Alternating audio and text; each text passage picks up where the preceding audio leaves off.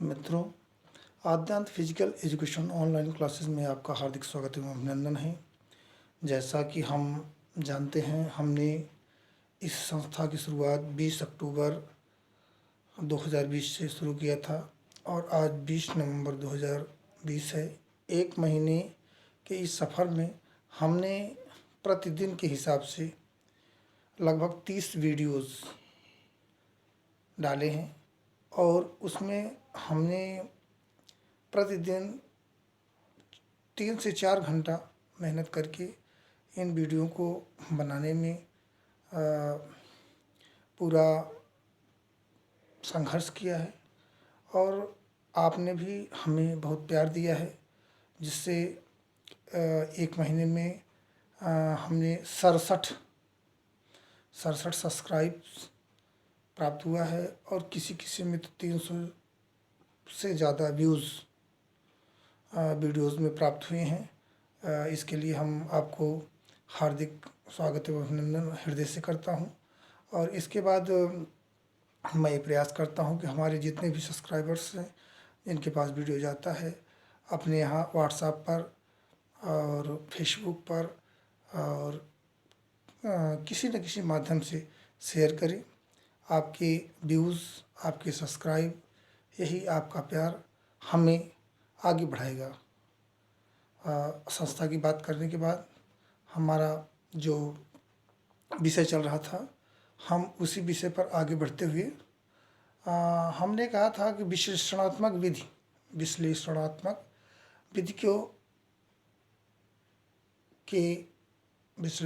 विधि के जन्मदाता कौन है? फ्रायड हैं। फ्रायड एक मनोवैज्ञानिक हैं। अब विश्लेषणात्मक विधि कितने प्रकार की होती है? यह 2 प्रकार की होती है। नंबर 1 होती है स्वतंत्र साहचर्य विधि और दूसरा होता है स्वप्न विश्लेषण विधि। अगले प्रश्न की ओर हम चलते हैं। हाँ मित्र, एक चीज़ बताने को हम भूल गए थे। मैं जो भी प्रश्न बताता हूँ, जो भी प्रश्न बोलता हूँ, उसके एक लाइन में उत्तर देता हूँ, जबकि मैं जानता हूँ कि DGT PGT में बहुविकल्पी प्रश्न आते हैं। तो मैं ये समझता हूँ कि आप इन प्रश्नों के उत्तर 4 में बना सकते हैं। अगर ऐसा भी नहीं होता है तो मित्रों, मैं ये इतिहास का चैप्टर ख़त्म करने के बाद इस इतिहास में लगभग 100 से अधिक क्वेश्चनों का ये जो मतलब 4 विकल्प वाले क्वेश्चन हैं, मैं उनको करवाऊँगा। इसके लिए आप चिंता ना करें और मैं कोई भी क्वेश्चन छूटने नहीं दूंगा। अगले क्रम में हम चल रहे हैं। मनोविश्लेषणात्मक विधि भूल दिया। मनुष्य की किस क्रिया को छोड़कर सभी क्रियाएं प्रेरकों से उपार्जित रहती हैं? तो ये है सहज क्रियाएं। तनाव क्या है? टेंशन। भूख लग एग्जाम्पल समझने की कोशिश करें। भूख लगने पर भोजन की आवश्यकता होती है। इसमें भोजन लक्ष्य है तथा भूख आवश्यकता है। जब भोजन प्राप्ति करने में विफलता बनी रहती है, उस अवस्था को हम तनाव कहते हैं। तनाव की बात आप समझ गए होंगे। फिर आता असंतोष क्या है? असंतोष क्या है? जब लक्ष्य भोजन को प्राप्त करने के लिए जब लक्ष्य क्या है? भोजन है। भोजन को प्राप्त करने में बाधाओं का सामना करना पड़ता है। और तमाम सारी चीज़ें हैं, हमें जिस चीज़ की आवश्यकता है वो चीज़ प्राप्त नहीं होती, तो बाधाओं का जो सामना करना पड़ता है।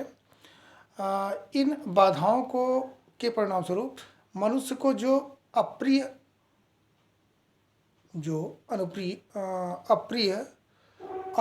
अनुभूति होती है, उसे हम असंतोष कहते हैं। बाधाओं को दूर करने के लिए या बाधाओं को समाप्त करने के लिए जो हमें अनुकूलन या असंतोष की स्थिति होती है, जिसमें हम अपने लक्ष्य को नहीं प्राप्त कर पाते हैं, तो हमको जो इन्फीरियरिटी महसूस होती है, उसे ही हम असंतोष कहते हैं। फिर सामंजस्य क्या है? यदि बाधाओं को दूर करने में जो समस्याएं आ रही हैं, इन बाधाओं को दूर करने का प्रयास सृजनात्मक हो तो उसे वातावरण का सामंजस्य कहा जाता है। तो उसे वातावरण का या परिस्थिति का सामंजस्य कहा जाता है। असमंजस क्या है? असमंजस क्या है? यदि बाधाओं को दूर करने में असमर्थ होकर अवांछनीय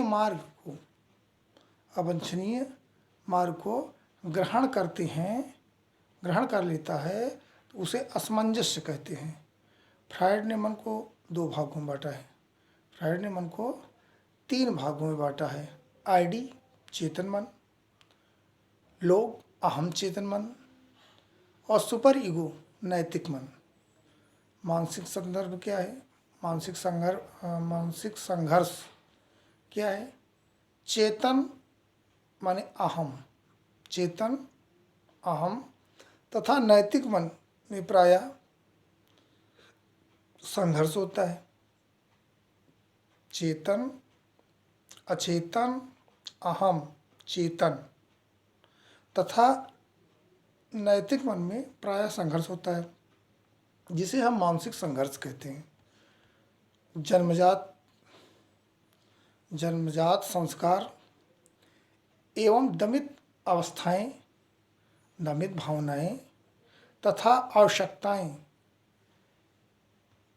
किसमें समाहित होती हैं? तो ये होता है अचेतन मन में।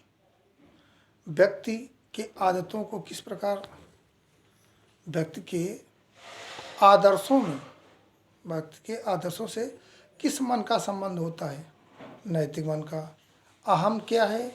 अहम व्यक्ति का चेतन अवस्था है। अहम व्यक्ति की चेतन अवस्था है जो अचेतन तथा नैतिक मन दोनों में रहता है। तनाव क्षतिपूर्ति क्या है? तनाव क्षतिपूर्ति क्या है? जब कोई व्यक्ति किसी काम को करने में असफल हो जाता है तो उसी के सापेक्ष दूसरे काम को अन्य क्षेत्र में विशिष्टता प्राप्त करने की कोशिश करता है, प्रयास करता है, तो उस तनाव निवारण की अवस्था को क्षतिपूर्ति विधि कहते हैं। परंतु हमको हीनता की भावना इसमें न प्राप्त हो। थकान क्या है? थकान जब किसी व्यक्ति में किसी कार्य को करते रहते अनिच्छा जाहिर हो जाती है या अयोग्यता आ जाती है तो ऐसी स्थिति में हमें तनाव महसूस होता है। मनोवैज्ञानिक के अनुसार थकान महसूस होता है। मनोवैज्ञानिक के अनुसार थकान क्या है? थकान एक ऐसी अवस्था है जिसमें तंत्रिका तंत्र की सामान्य कार्यप्रणाली में व्यवधान आ जाता है या शिथिलता आ जाती है। ऐसी स्थिति को हम थकान कहते हैं। थकान कितने प्रकार की होती है? थकान स्वाभाविक सी बात है, शारीरिक थकान होती है। शारीरिक मेहनत करेंगे तो शारीरिक थकान होगी। पढ़ाई लिखाई या मन की बात करें तो मानसिक थकान होगी। थकान 2 प्रकार की होती है। थकान का रासायनिक कारण क्या है? मांसपेशियों में लैक्टिक एसिड या कार्बोलिक एसिड का जमाव जब हो जाता है तो हमें थकान महसूस होती है। कार्य करने की पूर्व मांसपेशियों की प्रकृति कैसी होती है? क्षारीय होती है। कार्य करने के पूर्व मांसपेशियों की प्रकृति कैसी होती है? तो क्षारीय होती है। क्षारीय का मतलब जिसका पीएच मान 7 से ज़्यादा हो। मानसिक क्रियाओं का केंद्र क्या होता है? बृहद मस्तिष्क, जिसको हम सेरिब्रम कहते हैं। सेरिब्रम जो होता है ये मानसिक क्रियाओं का केंद्र होता है। कार्बोनिक एसिड, लैक्टिक एसिड का जमाव कहाँ होता है? तो ये होता है कॉर्टेक्स एवं मांसपेशियों में। इसका जमाव होता है। मित्रों, आज की क्लास बस इतनी ही। और वीडियो देखने के बाद अच्छा लगे तो सब्सक्राइब, लाइक और शेयर करना ना भूलें। Bye bye.